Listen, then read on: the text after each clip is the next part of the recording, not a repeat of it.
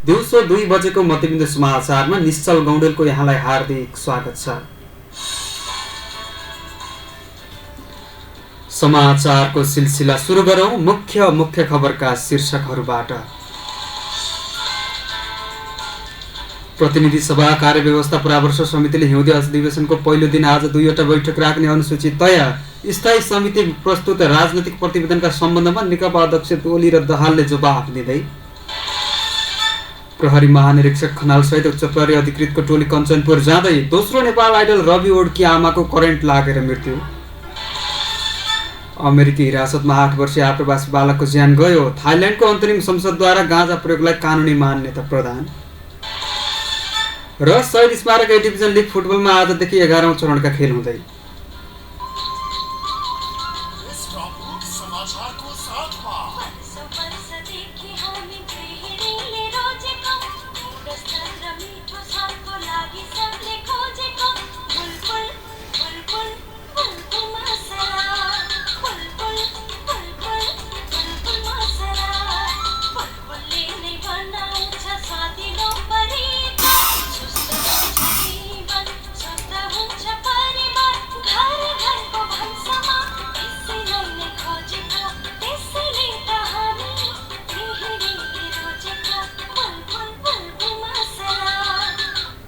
अब समाचार विस्तारमा। प्रतिनिधि सभा कार्यव्यवस्था परामर्श समितिले हिउँदे अधिवेशनको पहिलो दिन आज नै 2वटा बैठक राख्ने सम्भावित कार्यसूची तय गरेको छ।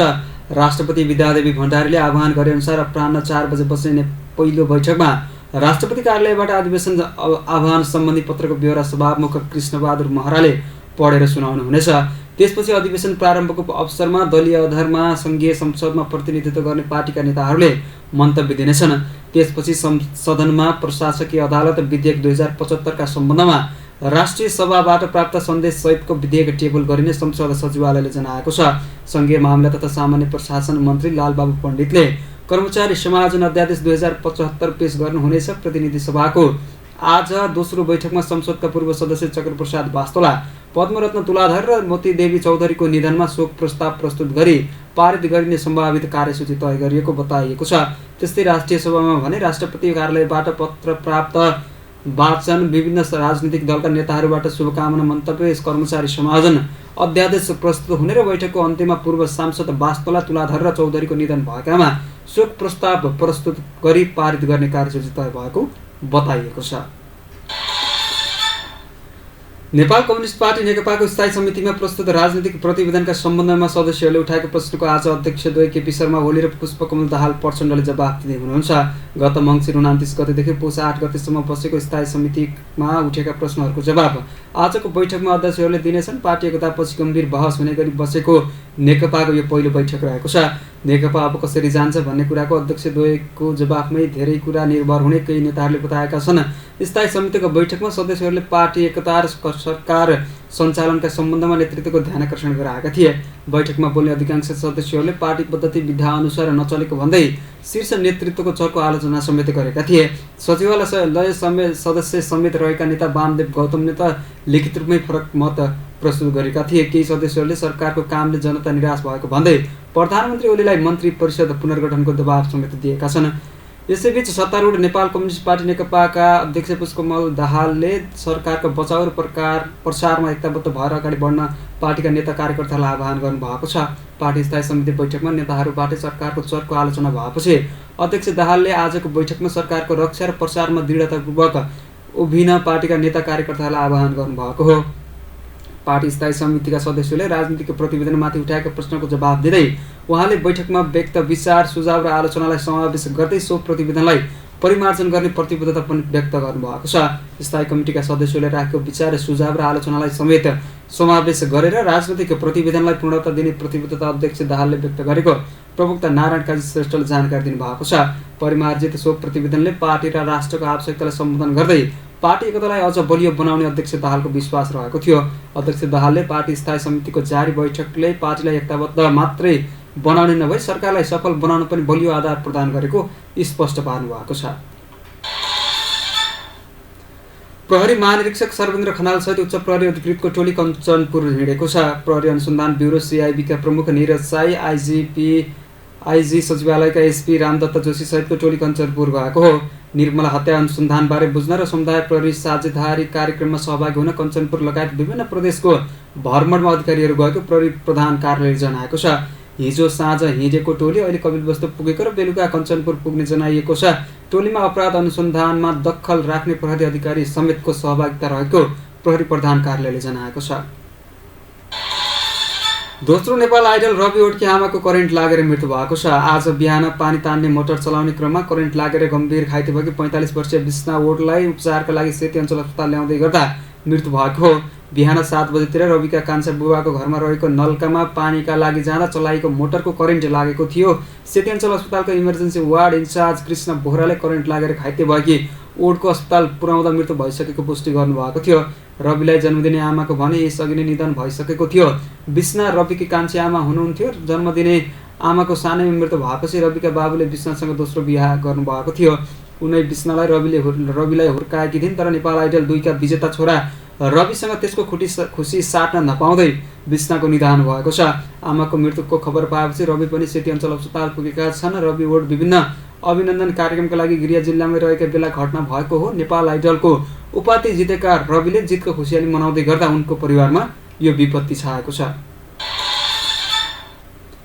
जिल्ला प्रहरी कार्यालय गुल्मीले पछिल्लो समयमा साइबर अपराधलाई कम गर्न अभियान चलाएको छ। जिल्लाका 11वटा विद्यालयका कक्षा 9 र 10 का विद्यार्थीलाई साइबर अपराधबारे कक्षा सञ्चालन गर्दै आएको छ। जिल्ला प्रहरी कार्यालयले प्रहरी समुदाय प्रहरी साझेदार कार्यक्रम अन्तर्गत विद्यालयमा साइबर अपराध सम्बन्धी कक्षा सञ्चालन गर्दै आएको प्रहरी निरीक्षक रविन्द्र बहादुर खड्काले जानकारी दिनुभएको छ। प्रहरीले रेसुङ्गा नगरपालिकाको उपल्लो तमघास माध्यमिक मावि, रेसुङ्गा मावि, भगवती मावि, मदाने गाउँपालिकाको दीपक मावि र पृथ्वी मावि, धुरकोट गाउँपालिकाको धुर मावि, इस्मा नगर गाउँपालिकाको जनजति र रामराज्य माविमा कक्षा सञ्चालन गर्दै आएको छ।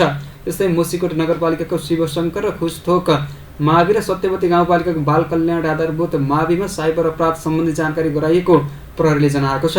प्रहरीले सञ्चालन गरेको कक्षाबाट विद्यार्थीहरूले साइबर अपराधका साथै सामाजिक सञ्जालको सुरक्षित बारे जानकारी प्राप्त गरेको उपल्लो तमघास माविका प्रधानाध्यापक रामबडी पन्थीले जानकारी दिनुभएको छ। देशका पहाडी भूभागमा सामान्यदेखि आंशिक बदली हुने सम्भावना रहेको छ। काठमाडौँ उपत्यका सहित अन्य स्थानको मौसम भने सफा रहने मौसम पूर्वानुमान महाशाखाले जनाएको छ। देशको पश्चिम तथा मध्य उच्च हिमाली क्षेत्रका 1-2 स्थानमा हल्का हिमपातको सम्भावना रहेको छ। देशका पहाडी भूभागहरूमा आंशिकदेखि सामान्य बदली रहने र अन्य स्थानहरूमा सामान्यतया सफा रहने महाशाखाले जनाएको छ। उच्च हिमाली भेगका 1 र 2 स्थानमा हल्का हिमपातको समेत सम्भावना रहेको मौसमविद मिन कुमार अर्यालले जानकारी दिनुभएको छ। अब अन्तर्राष्ट्रिय प्रसङ्ग। अमेरिकाको सरकारी हिरासतमा रहेका 8 वर्षका आप्रवासी बालकको ज्यान गएको छ। मेक्सिकोसँग जोडिएको सीमाबाट अमेरिका प्रवेश गरेका ग्वाटेमालाका ती बालकलाई अवैध आप्रवासी रहेको भन्दै अमेरिकी सरकारी संयन्त्रले नियन्त्रणमा लिएर हिरासतमा राखेको थियो। बालकको हिरासतमै रहेको बेला निधन भएको अमेरिकाको आप्रवासन सम्बन्धी कार्यालयका अधिकारीहरूले बताएका छन्। मध्य अमेरिकी देशहरूबाट अमेरिका प्रवेश गर्नका लागि आएका 11 आप्रवासी मेक्सिकोको सीमा हुँदै अमेरिका पुगेका छन्। अमेरिकी अधिकारीहरूले मेक्सिकोसँग जोडिएको सीमा क्षेत्रबाट अमेरिका प्रवेश गरेकाहरूलाई पक्राउ गर्ने गरेका छन्। अहिले निधन भएका 8 वर्षीय बालकलाई चिसो लागेको तथा ज्वरो आएकोले उपचार गरेको तर उनको निधन भएको सीमा क्षेत्रमा खटिएका अमेरिकी अधिकारीहरूले बताएका छन्। यसरी मेक्सिकोसँग सीमा जोडिएको क्षेत्रबाट अमेरिका प्रवेश गरेर पक्राउ परे हिरासतमा राखेका मध्ये यो महिना 2 बालबालिकाको ज्यान गएको छ। यसअघि ग्वाटेमालाबाट अमेरिका आएकी 7 वर्षको बालिकाको हिरासतमा लिएको केही घण्टापछि नै निधन भएको थियो। ती बालिकाको आफ्नो अभिभावक सहित गैरकानुनी रूपमा मेक्सिको अमेरिका सीमा पार गरेको अमेरिकी अधिकारीहरूले बताएका छन्। ज्याकेलिन कायल नाम गरेकी ती बालिकाको लिभर फेलियरका कारण निधन भएको अमेरिकी अधिकारीहरूले बताएका थिए। तर द वाशिङटन पोस्टले भने बालिकाको निधनको कारण डिहाइड्रेसन पानीको कमी रहेको उल्लेख गरेको थियो। सीमा क्षेत्रमा खटिएका सरकारी अधिकारीलाई उद्धृत गर्दै ती बालिकाले धेरै दिनदेखि पानी तथा खाना नपाएको जनाएको थियो। थाइल्यान्डको अन्तरिम संसदले गाँजा प्रयोगलाई कानुनी मान्यता दिएको छ। नशाका लागि गाँजा उपयोग गरी कानुनी रहे पनि औषधिका लागि आवश्यक मात्रामा प्रयोग गर्न सकिनेछ नयाँ नार्कोटिक्स विधेयक पारित गर्दै दक्षिण पूर्वी एसियामा पहिलो मुलुक बनेको छ। गाँजा मस्तिष्क मानसिक समस्या तथा पेट सम्बन्धी समस्याका औषधि बनाउनु परेको हुन्छ। औषधिमा प्रयोग गर्नका लागि गत वर्ष नै जर्मनी, अस्ट्रेलिया र आयरल्यान्डले मान्यता दिएका छन्। क्यानाडामा पनि यो वर्ष गाँजाको उपयोग खुलाउने कागजपत्र साथमा रहे पनि गाँजाको खरिद बिक्री गर्न सकिने नयाँ कानुन पारित भएको थियो। र अन्तमा खेल खबर। शहीद स्मारक ए डिभिजन लिग फुटबलमा आजदेखि 11औं चरणको खेलहरू हुँदैछन्। आज हुने पहिलो खेलमा ब्रिगेड बोइज क्लबले हिमालयन शेर्पा क्लबसँग प्रतिस्पर्धा गर्नेछ। बिहान 11 बजे ललितपुरको 7 बाटोमा रहेको इन्फा कम्प्लेक्समा खेल भएपछि 10 खेलबाट 14 अङ्क जोडेको हिमालयन 8औं तथा 6 अङ्कसहित ब्रिगेड बोइज 12 स्थानमा रहेको छ। आज नै हुने अर्को खेलमा जावलाखेल युथ क्लबले मचिन्द्र क्लबसँग प्रतिस्पर्धा गर्नेछ। खेल इन्फा कम्प्लेक्समै हुनेछ। आज नै हलचोक मैदानमा हुने खेलमा न्युरो टिम एनआरटी ले 11औं स्थानमा रहेको फ्रेन्ड्स क्लबसँग प्रतिस्पर्धा गर्नेछ। एनआरटीको 10 खेलबाट 4 तथा फ्रेन्ड्स क्लबको 8 अङ्क रहेको छ। दिउँसो 2 बजेको मध्यबिन्दु समाचार यति नै। समाचार सक्नु अघि मुख्य खबरका शीर्षकहरू पुनः एकपटक। प्रतिनिधि सभा कार्यव्यवस्था परामर्श समितिले हिउँदे अधिवेशनको पहिलो दिन आज 2वटा बैठक राख्ने कार्यसूची तय। स्थायी समितिमा प्रस्तुत राजनीतिक प्रतिवेदनका सम्बन्धमा नेकपा अध्यक्ष ओली र दाहालले जवाफ दिँदै प्रहरी महानिरीक्षक खनाल सहित उच्च प्रहरी अधिकृतको टोली कञ्चनपुर जाँदै दोस्रो नेपाल आइडल रवि उड्की आमाको करेन्ट लागेर मृत्यु। अमेरिकी हिरासतमा 8 वर्षीय आप्रवासी बालकको ज्यान गयो। थाइल्यान्डको अन्तरिम संसदद्वारा गाँजा प्रयोगलाई कानुनी मान्यता प्रदान।